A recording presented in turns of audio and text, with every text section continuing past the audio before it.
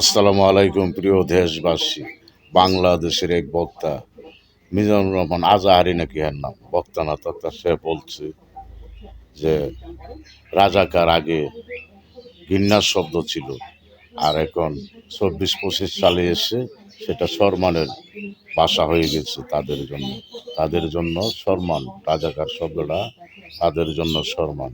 হ্যাঁ, তোমাদের জন্য তো সম্মানই। ইয়ার স্বাধীনতা দিবসে 16 ডিসেম্বর, 15 ডিসেম্বর রাত্রে স্বাধীনতা দিবস, 16 ডিসেম্বর, সেই রাত্রে 15 বছর আগে এক মুক্তিযোদ্ধার মারা গিয়েছে, তার কবরের উপর তোমরা আগুন দিয়েছ। তোমরা তো সম্মানের নামই তোমাদের রাজাকার শব্দটা, তোমাদের জন্য সম্মান। মুক্তিযোদ্ধারের 15 বছর আগে মারা গিয়েছে, তার কবরে তোমরা আগুন জ্বালিয়ে দিয়েছ। তোমরা কতটুক সম্মানের মানুষ। নাফরমানের দল হবে তোমরা, নাফরমানি দল। এই জামাত এই বাংলাদেশে তারা হত্যা, দর্শন, ছেলে বলাৎকার এমন কোনো কর্ম নয় তারা করে না। এই বাংলার মাটিতে স্বাধীনতার পরে 54 বছরে যতটুকু নারী নির্যাতন বা দর্শন, ছেলে বলাৎকার হয় নাই, এই 15 মাসে ততটুকু করেছ তোমরা।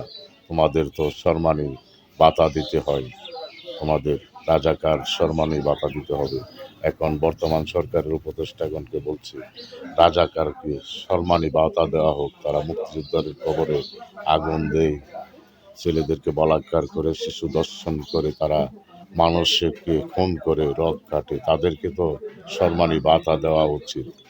এখনো সেটা পাস হচ্ছে না কেন? হ্যাঁ, সামনে নির্বাচনে যদি বিএনপি ক্ষমতায় যেতে পারে তাহলে তোমাদেরকে সম্মানী ভাতা দেওয়া হবে। তোমাদেরকে এই রাজ্যের প্রধান ভাতা তোমাদেরকে দেওয়া হবে, সর্বোচ্চ ভাতা।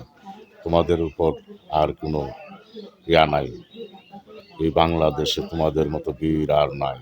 তোমরা যেই কর্ম করতে পারো, কোনো দলে বা কোনো মানুষে, বাংলাদেশের হিন্দু, মুসলমান, বৌদ্ধ, খ্রিস্টান, কেউ পারবে না তোমাদের মতো, এই জামাতের মতো।